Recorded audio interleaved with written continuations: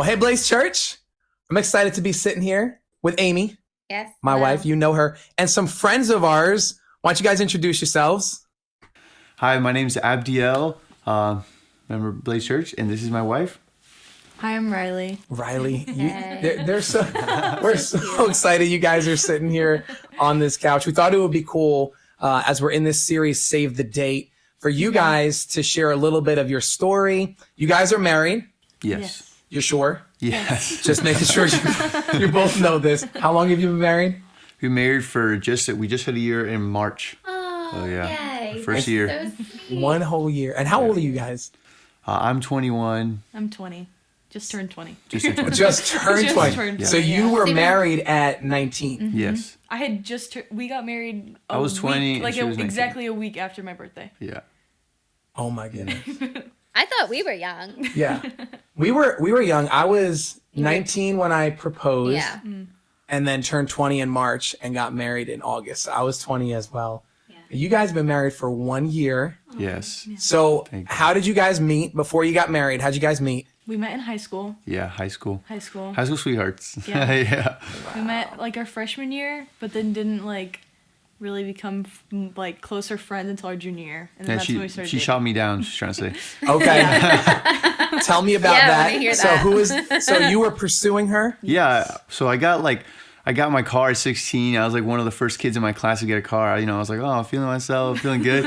And then I was like, oh, this girl's cute. I'm gonna try to see if I can use my car as leverage. And I was like, I'll take you out, we'll go downtown, go skateboarding, whatever you want to do. Cause she like had a skateboard. And I think she had posted something about her skateboard. And I was like, oh, I have a skateboard just like you. Like, go, I'll take you in the car out there. And then she was like, oh yeah, we'll see. Like one of those like You don't have a no, I chance. guess. I don't want to say no, but you don't have a chance. Yeah.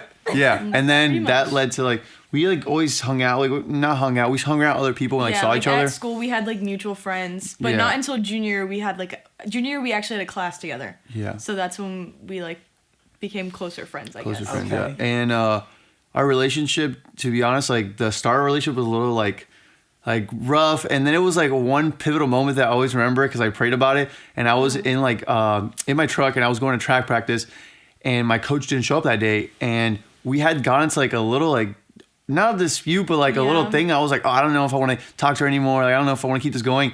And then I was like, I'm gonna pray about it, and I prayed about it in my truck, and God's like, have mercy and like just have mercy on her, and I was like, I feel like genuinely in that moment I was like, wow, I think I should just have a little peace. Let me see how this moment goes. I'll go to Chipotle. She was trying to invite me to go to Chipotle with her. And I was like, I'll go to "Just come Chipotle. get some food. Let's hang out." I'll see how it goes. And if it's your will, Lord, we'll see what happens. And I went to Chipotle, and to say the least, we talked for like 4 hours at Chipotle. Come on. We were My mom at, called and she's like, "Are you alive? Like, are you okay?" Like, yeah. Because I just told her like, "Oh, I'm Like- going to get some food," and it was like 4 4 hours hours at later. Chipotle. Yeah. So Yeah. I was like a big cataclysmic event to Chipotle. Yeah. Yeah. Chipotle. I mean, like our Chipotle will form cataclysmic events. Right. Yeah. So you prayed. Yeah. Talk to me about that. So you have faith. You had faith in God before you started dating, Mhm. right? So prayer, it sounds like, was a part of your life, and you had this moment where why prayer? Like, Because that's your communication to God, right? And the Bible talks about how we're closer to God than it might seem. Like it might seem like He's so far away of heaven, but realistically, like the Holy Spirit's with us. It follows us, it guides us. And so I know that's there, and I'm like, it's time to tap in. When I'm confused, when I'm not sure, I'm like knocking on the door, like, hey, I need some help. and you're what? I guess a junior. You're 17. Yeah, And yes. you're praying. Yeah. My goodness. Now, Riley, did you have faith in God at that point? So growing up, I did not go to church. Okay. I would go like occasionally with like extended family for like Easter and Christmas and here and there. But I didn't go to church. I didn't know who Jesus was. Of course I knew there was a God, but like I didn't have like faith in him. I was just like, oh, it's just somebody like, but I didn't understand. And then so when we started like dating, he was like, come to church. And I was like, oh, I can't go there. Like, no, Yeah. I can't. And then he like, after a lot of convincing, I was like, you know what? Like, let me give it a try. Like, obviously to make our relationship work, like it was something that he was like, had his whole heart in. So I was like, okay, let me go and see. And as soon as I walked into our old church, I was like, I'm supposed to be here. Mm-hmm. Like, I don't even remember the first sermon I that I remember the went first to. I think it was Church versus State. The It first was like political. sermon was political, and I was Yeah. like, "Oh God, this where's the loving peace?" And I was like, Oh yeah, it was. There yeah. goes my chances. And at Thanks, first, Pastor. First, I was like, "Whoa, like this is weird," but like I don't know, but like I just felt so loved. Like as soon as I walked in, just from like the welcome team and everything like that, and then I kept going back, and I was like, "Okay, this is where I need to be," and then I felt it on my heart. Wow. And yeah, I got baptized almost a year When later. I was in boot camp. When I he was in was boot in camp. And I opened the letter, and the letter she sent me was like a picture of her getting baptized, and like literally Yeah. cried as a Oh boot my camp. goodness. Oh, guys, Sorry, opening the that letter, is so yeah. beautiful. Now, were you guys engaged at that point? When did you guys get engaged? No, so we got engaged. You were in after- boot camp. Yeah, I was in after boot he camp. got out. No, I got out, and then I already moved to Texas because my first station was down there, and I was like, 4 or 5 months there, and then I was like 4 or 5 months there until I came back. You came back Because I came in November. So it was 4 months, right? This is marriage. Yeah. You guys are just showing us. Okay, Bro, listen, 4 you're months. 1 year in. Whatever she says about a timeline is the Probably real right. timeline. All right, so 4 months, and then that's when I flew back, and then I proposed to her there with a ring in Florida, and then There was like long distance Yeah. a little Long bit distance. too. Yeah. Which is very unique. Yeah, so he went to boot camp in September, graduated in November. I've seen him then, so it was 8 weeks, no communication. It was terrible. But that was like truly the test, because obviously we weren't Yeah. engaged yet. So we were like, that's the thing, like, are we gonna stick through this, or like, but there was a lot of tears, a lot of prayers, and we got through it. Yeah. And then I went to visit you for Christmas. So that was like the first time we had like really seen each other again, and like he wasn't like boot camped anymore, because like it was hard coming home. He was like didn't know what like reality was anymore. So that was like the first time we had seen each other, and then you came home to propose in February, and after that it was just like back and forth, like every like 2 or 3 months I would go visit him or he would come home. So trying to between make it work. Yep. yeah, so between we got married in March, and then August was our wedding. So between then we were just Okay. back and forth, long distance. Okay. Yeah, that time was very like it Yeah. was pretty hard because that time we were like, okay, we're saving up for the wedding. We're obviously putting all this money down, so it's like we're trying to limit ourselves on flights and limit ourselves on like going back and forth. Let's just push through it, and it was definitely hard, but it's like we have at the end of the day, like we had a strong relationship, and it's like we're in a way it made us stronger, and it was better than if we were together the whole time in a weird Yeah. way. Yeah. So you guys got married young. You know that. Yeah. Yeah. I've been told. So how did you come to that conclusion? Because what I observe, what we observe, pastoring a church, just being in this world, right? You don't even got to be Christians.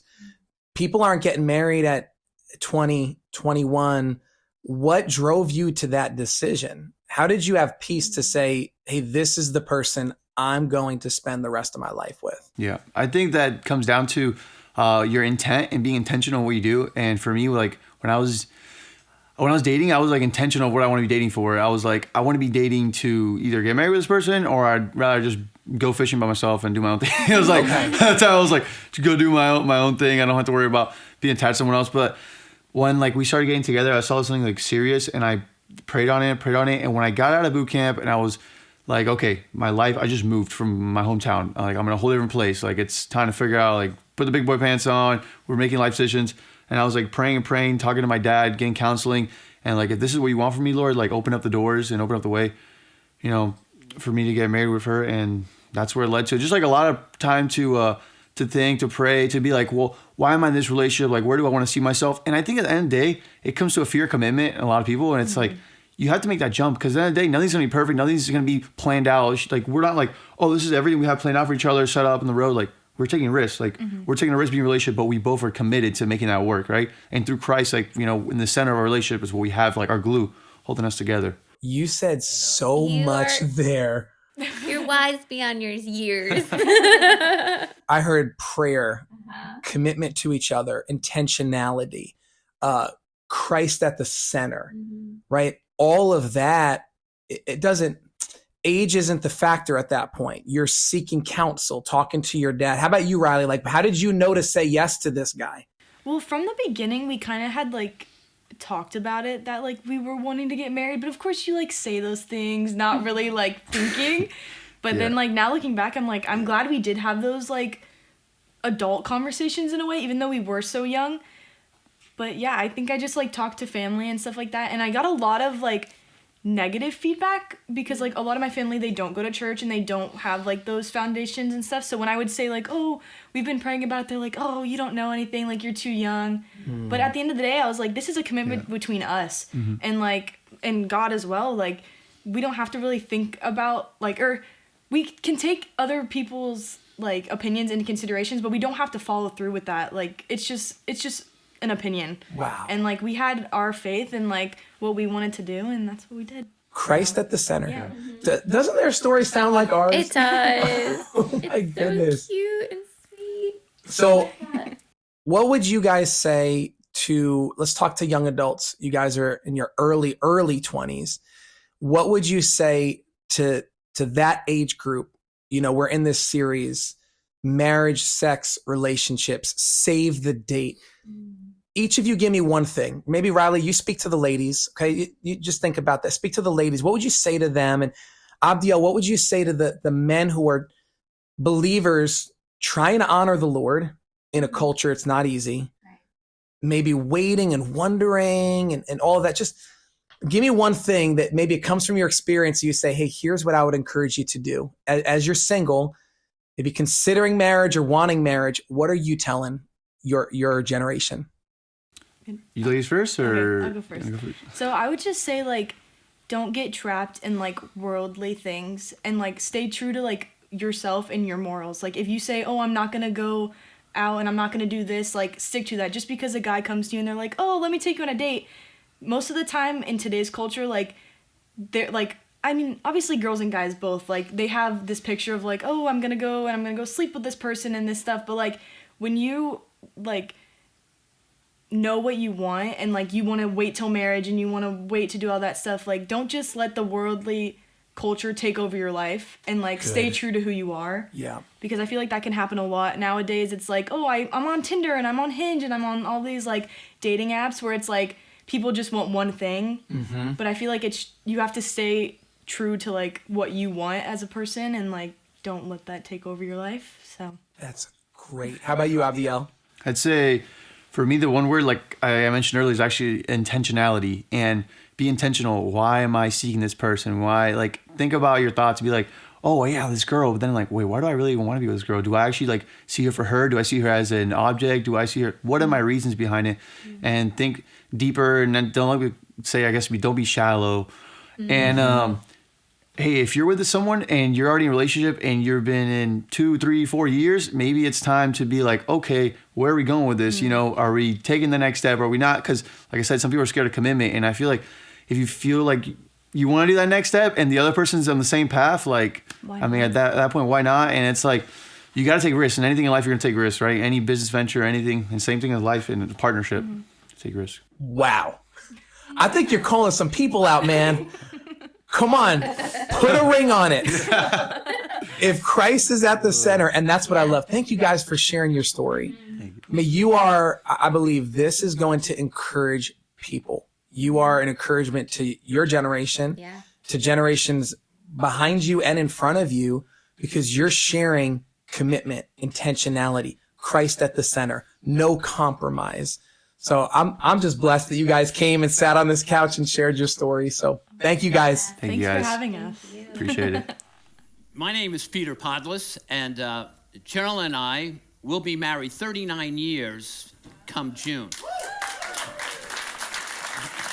So Geraldine wanted to be here today, but she's babysitting my 2 grandsons. So she's, probably online right now with her twin sister, Gloria. So we say hello to them.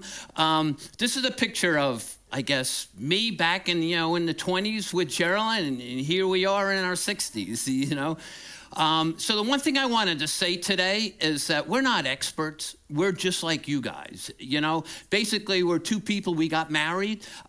We loved the Lord. We read our Bible. We said our prayers. We have sharp elbows, and we're not experts, okay? Number 2, I wanted to say that from a reference point of what I'm going to speak about today, think of like a bell curve. in the middle of that bell curve is like 80%.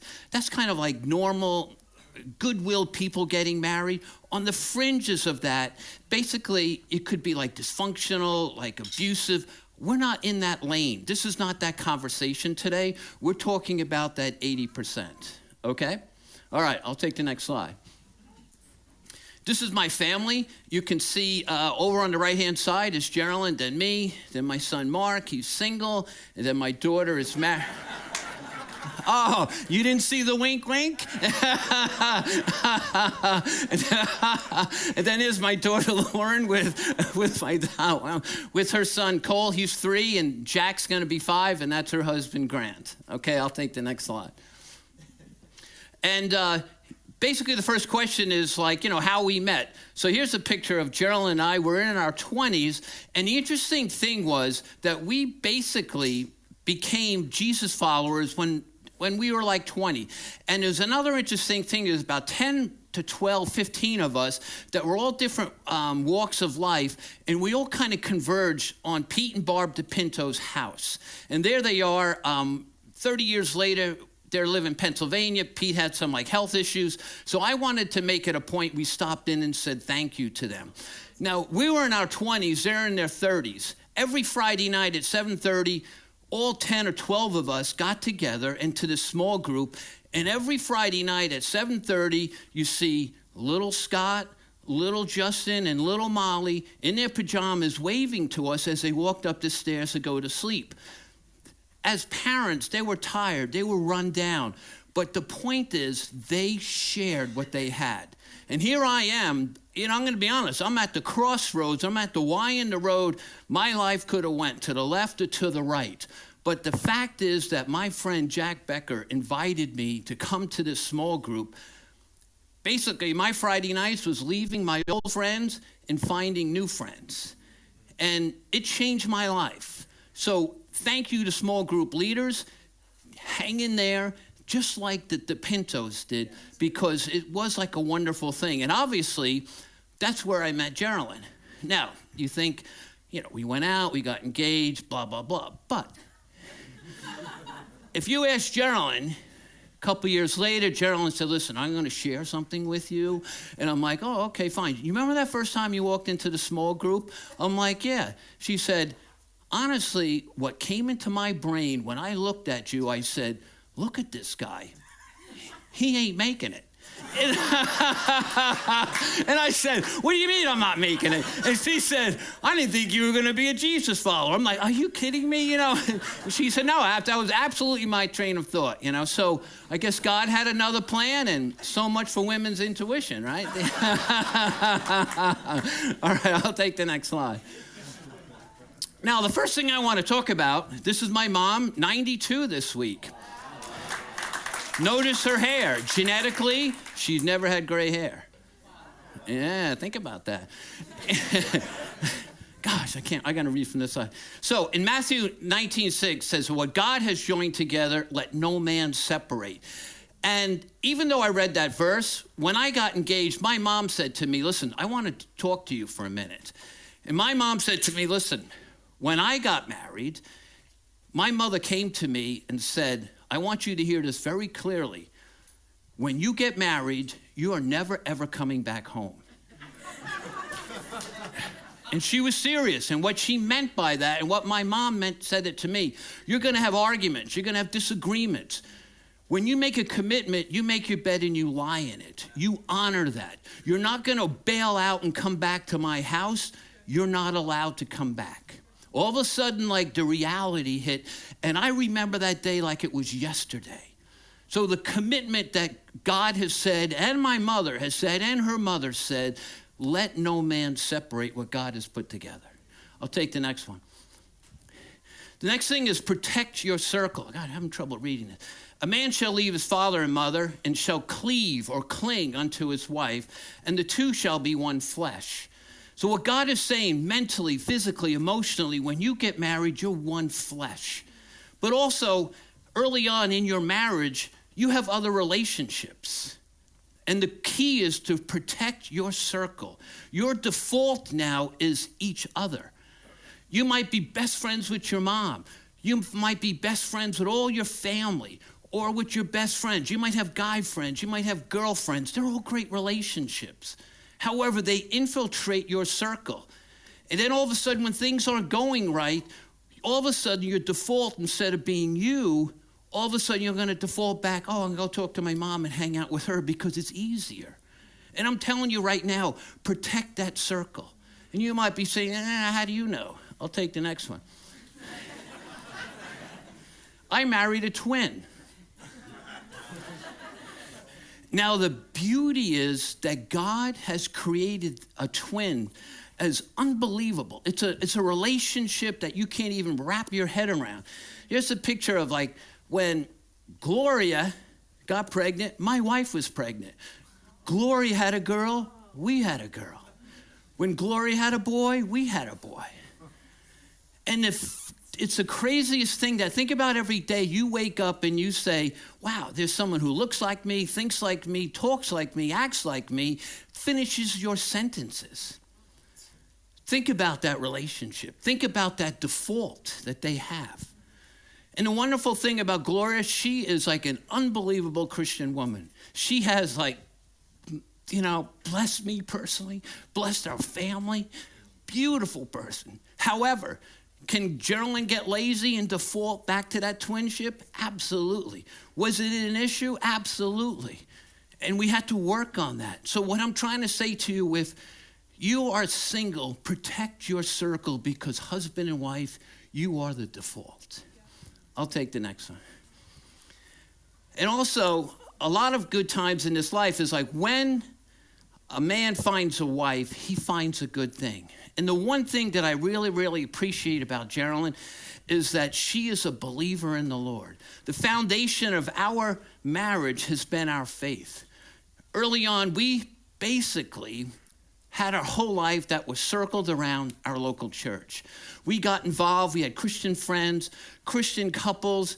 When our kids got involved, whatever, they had Christian friends. Everything revolved around that Christian community. And it's been a wonderful, wonderful thing to have that one common thing. When things aren't going right, it's like the question you ask, what does God say? It's not what my opinion is, what her opinion is. To have that commonality was unbelievable. I'll take the next one. Now, good times, I couldn't figure out a way how to describe it. That's our refrigerator. Every place that Geraldine and I went and our kids went, we would buy a magnet. There might be 50 magnets up there. And the point is this, every magnet has a story. And behind those stories, they're good, bad, or indifferent, but we got out there and we did it. And my comment to you guys today is, live today, don't live for tomorrow. And like life is like a window. Every day that window slowly closes, wherever you are in life. Let's just take the stage if you have kids. From 0 to 18, that window's open. When 18 comes, the window's done. You don't get it back. And the other thing is you might say, look at all those magnets, and we didn't have a ton of money. If we drove, we were probably camping. If we flew, Motel 6. And they always kept the light on. So my point is, just get out there, beware of the window because it closes. I'll take the next one. But the other thing is, if you do get married, you have not sinned. And if a virgin marries, she has not sinned. But those who marry will face many troubles in life. And I want to spare you this. You will have many troubles in life. And you're saying, that's kind of interesting. You have your wedding picture up there. That's day one. Geraldine and I, our parents, are Roman Catholic. We were raised Roman Catholic. When we were getting married, it wasn't an issue for Geraldine, family, whatever, but it was an issue for mine. And so we sat down with my mother and father, and we said, look, we're getting married. My dad said to me, listen, you want to know what? We're Catholic. We're not going to a Protestant church. We think you're in a cult, and you do not invite my family, and we're not coming. So, all you guys that are getting married, whatever it is, did we have parents meet parents? No. Rehearsal dinner, did they show up? No. Are we going to contribute and be part of this? No. Peter was on his own. Nobody. So the wedding day comes, 2-minute warning, my family showed up. 1 minute, my dad and mom slip in the back pew.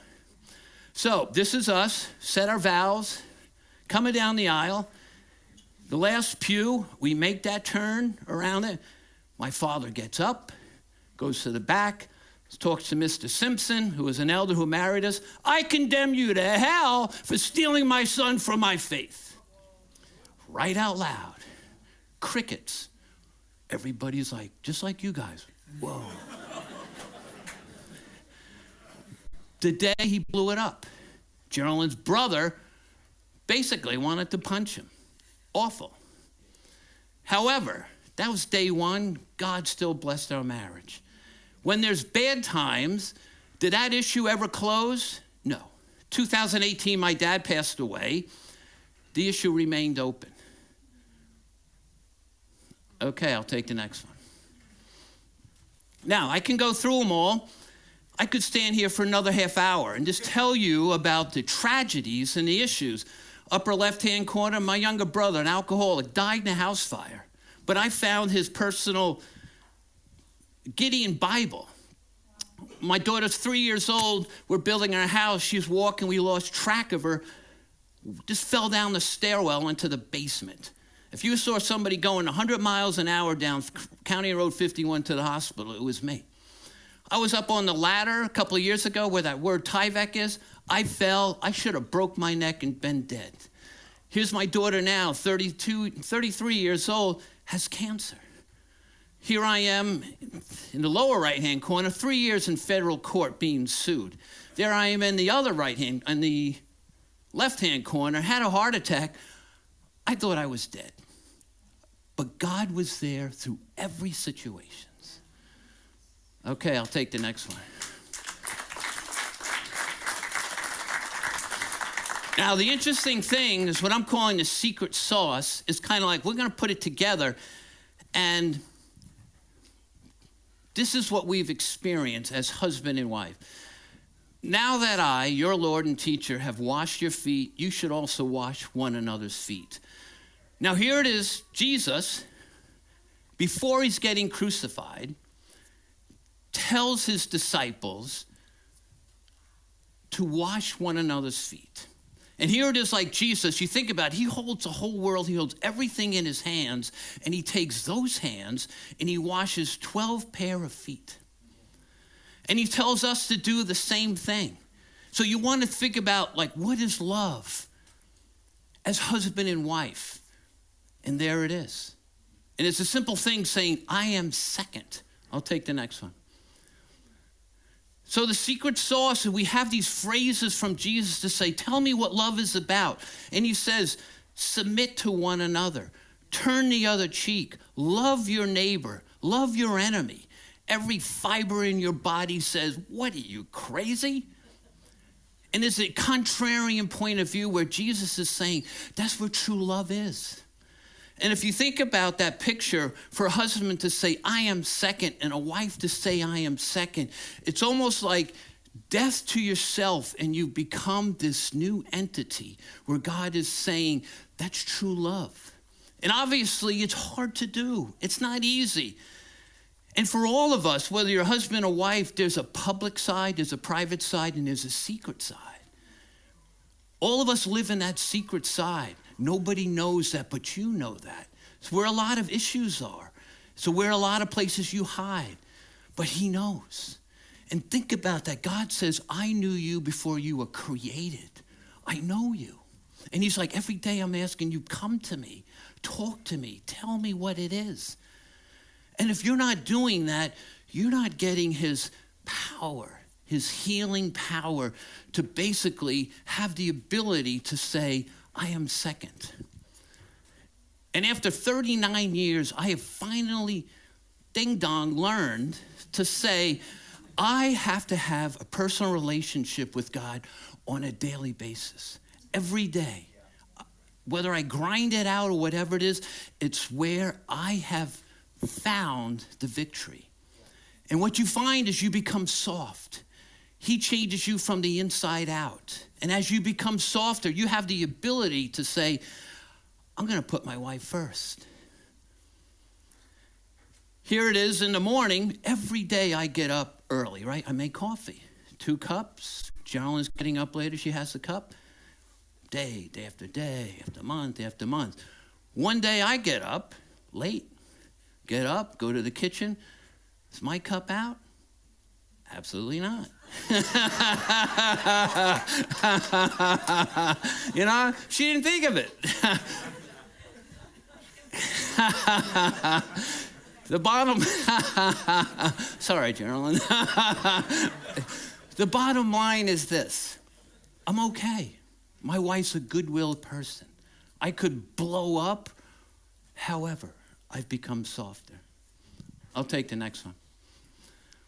So now we're in the 4th quarter. The back 9. I can see the clubhouse. My hand is not on the doorknob, you know. However, it's an interesting quarter to be in now. And the biggest thing for Geraldine and I is probably elder care. Geraldine's mom, who's 100 years old, just died recently. You saw my mom at 92. It's a lot. It's like dealing with relatives, with care, with them, or whatever. It's stress upon stress upon stress. But you start thinking, and you start looking around, and all of a sudden, that generation is passing. And then my friends and my peers are passing. And also you start noticing your own body is starting to decay. It's not what it used to be. And all of a sudden you start seeing the end game, and you start thinking of like, what is all this about? Because it's getting closer. I'll take the next one. And here's our good friends, John and Max. Baconic Monument Works. And the interesting thing I love about these guys is think about that people come to them and they say, listen, we want to have a lasting memory.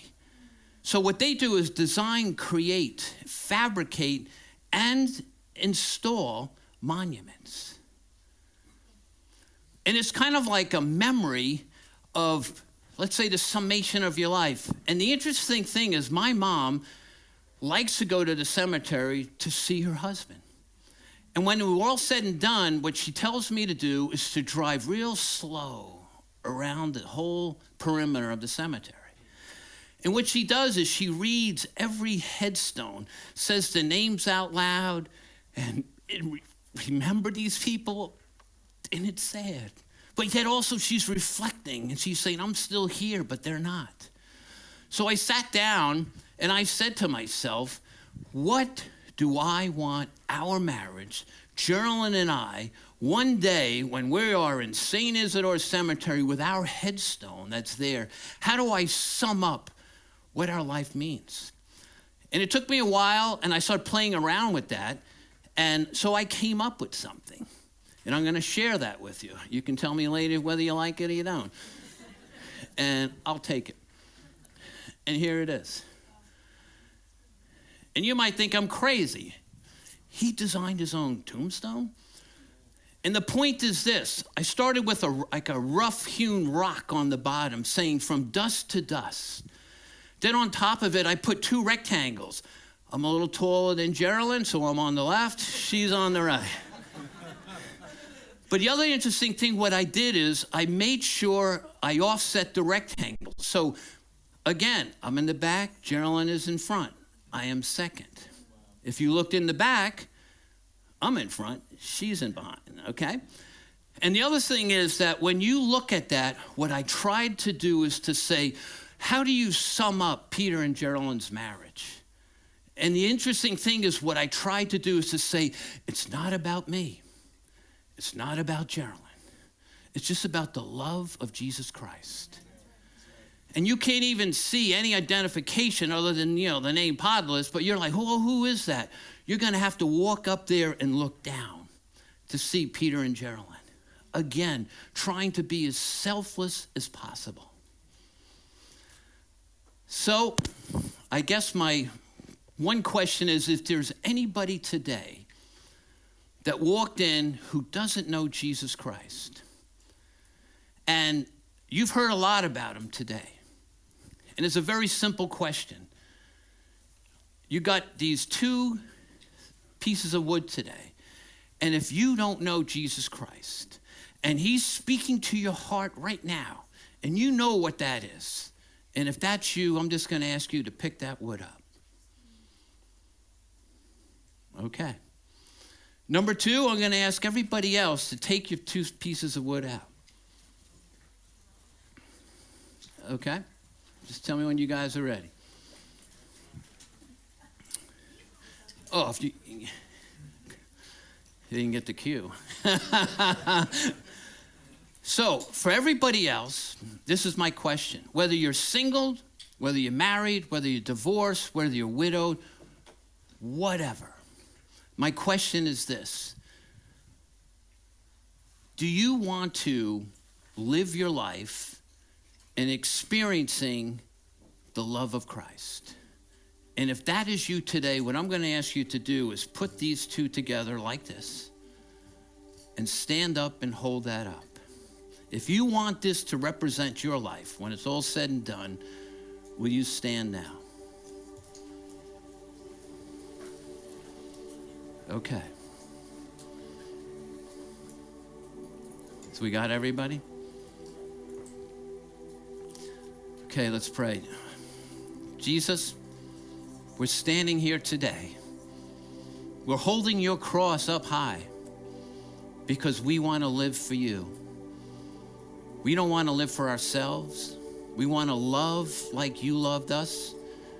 We want to obey the commands that you've given us, that we want to put each other second. We know how hard that is. And my prayer is that all of us meet with you every day to get the strength, to get the power, to get the healing, and to get your love. So once again, we thank you for everything. Amen.